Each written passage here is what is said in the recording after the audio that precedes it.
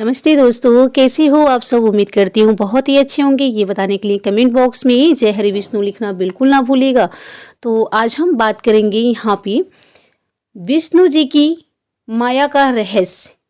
देवर्षि नारद के साथ घटी एक अद्भुत घटना, आइए जानेंगे। दोस्तों, प्रभु की माया से कोई नहीं बच पाया है। मैं आप सभी को विस्तार से बताने वाली हूँ और आज है बृहस्पतिवार और इसको सुनना बेहद ही ज़रूरी होता है। तो वीडियो में अंत तक बने रहें ताकि आप वीडियो को पूरा सुन पाएं और समझ पाएं। एक बार नारद जी मृत्यु लोक का भ्रमण कर रहे थे। मृत्यु लोक में दुख, शोक और संताप से पीड़ित मानवता को देखकर नारद जी बड़े दुखी हुए। वहां से नारद जी सीधे विष्णु लोक पहुंचे और भगवान विष्णु से बोले, प्रभु, मृत्यु लोक पर बहुत दुख, शोक और संताप है। आप इनके कल्याण के लिए कुछ करते क्यों नहीं।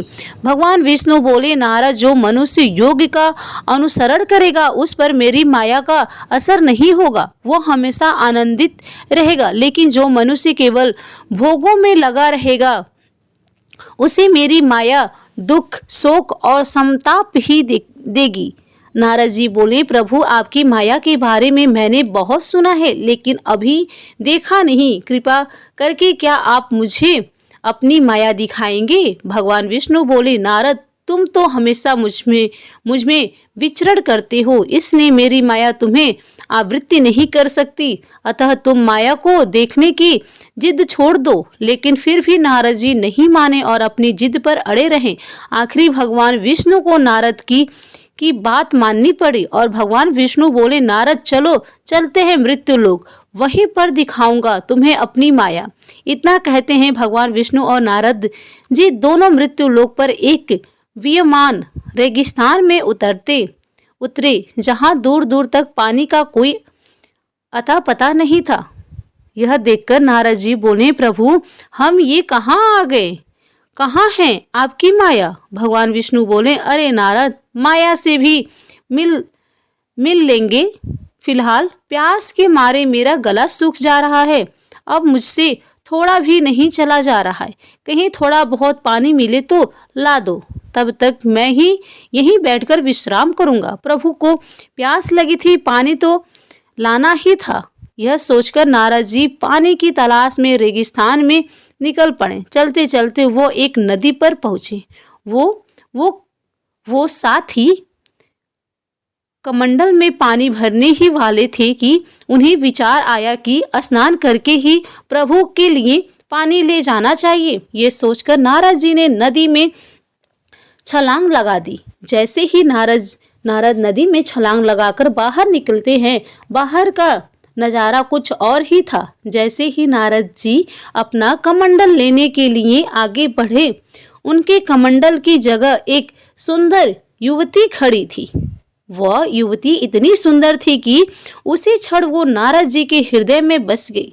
नारद जी ने सारी बातें भूलकर उसके सामने शादी का प्रस्ताव रख दिया। सुंदरी तो आई ही इसी मनसा से थी, अतः वो क्षण से मान गई और नारद जी को अपने घर ले गई। वहां जाकर पता चला कि वह एक राजकुमारी थी। वो अपने पिता की इकलौती बेटी और उस राज्य की इकलौती राजकुमारी थी। राजा ने अपनी पुत्री के स्वयंवरित पति से उसका विवाह करवा के उसे ही उस राज्य का उत्तराधिकारी घोषित कर दिया। अब तो सम्राट बनकर नारद जी के दिन बड़े ही आराम से बीतने लगे। ऐसे दिन पर दिन बीतते गए और महाराज की परम सुंदरी महारानी ने 2 पुत्र रत्नों को जन्म दिया। सम्राट बने नारद जी अपने राजकुमारों को देखकर खुशी से फूले नहीं समाते हैं। तभी अकस्मात एक दिन नदी में बाढ़ आ गई। पूरा राज्य तहस नहस हो गया। विशाल अट्टालिकाएं साथ ही धूल में मिल गई। कोई दबकर मर गया तो कोई लोग डूबकर मर गए। किसी तरह नारद जी ने अपने परिजनों को बचाया। वो अपनी बीवी और पुत्रों को एक नाव में बिठाकर सुरक्षित स्थान पर चले जाने चाहते थे, लेकिन तभी नदी में एक और तूफान आया और नाव उलट गई। दोनों बच्चों को तो नारद जी ने बचा लिया, किंतु महारानी बह गई। नारद जी बड़े दुखी हुए, लेकिन मजबूरी में सिवाय देखने के कुछ कर ना सके। किसी तरह बच्चों को सुरक्षित लेकर वो नदी के किनारे पर पहुंचे, लेकिन अब उसके पास खाने खिलाने के लिए कुछ नहीं बचा था। बच्चों को बड़ी जोर से भूख लगी थी, तो वो जोर जोर से रोने लगे और देखते ही देखते बच्चों ने भूख से प्राण त्याग दिए। ये देखकर सम्राट नारद घोर विषाद में डूब गए, अकेले पड़ गए। नारद जी ने जीने का कोई सहारा ना देख स्वयं का प्राणत्याग करने की सोची और नदी में छलांग लगाया दी। तभी नदी के बाहर बैठे भगवान विष्णु बोले, अरे नारद, मैं वहां तुम्हारी प्रतीक्षा कर रहा था और तुम यहाँ स्नान कर रहे हो। मैंने तुम्हें पानी लाने के लिए भेजा था, इस मायावी नदी की दुनिया में खोने के लिए नहीं। तब नारद जी बोले, तो क्या प्रभु, जो मैंने देखा वो सब मिथ्या है? भगवान विष्णु बोले, हाँ नारद, यही तो मेरी माया है। तुम्हारी बहुत इच्छा थी माया देखने की, देख ली या अभी और देखना है? नारद जी बोले, नहीं नहीं प्रभु, अब मुझे कोई माया नहीं देखनी, आपके दर्शन ही पर्याप्त हैं।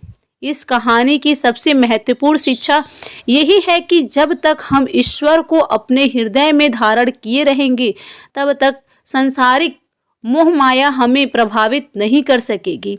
किंतु जैसे ही हमारा ध्यान ईश्वर से हटा, हम सांसारिकता के दल में धंसते चले जाते हैं। अतः बुद्धिमान मनुष्य को चाहिए कि हमेशा यथा योग प्रभु का स्मरण बनाए रखें। जय श्री कृष्ण। दोस्तों, आपको ये कथा कैसी लगी, कृपया कमेंट करके जरूर बताइए। वीडियो पसंद आया हो तो लाइक करिए और ऐसी ही और भी बहुत सारी कहानियों को, कथाओं को जानने के लिए, सुनने के लिए चैनल को जरूर सब्सक्राइब कर लीजिए। यदि वीडियो पसंद आए तो फ्रेंड और फैमिली में शेयर करना बिल्कुल ना भूलिए और एक लाइक पक्का कीजिए। आपका एक लाइक मुझे बहुत ही हिम्मत और प्रेरणा दिलाती है आगे बढ़ने के लिए। चलिए दोस्तों, फिर मिलेंगे ऐसी एक नए कहानी के साथ, नए व्रत त्यौहार के साथ। तब तक के लिए नमस्कार। स्वस्थ रहिए, सुरक्षित रहिए और जहाँ कहीं भी रहिए खूब खुश रहिए। धन्यवाद।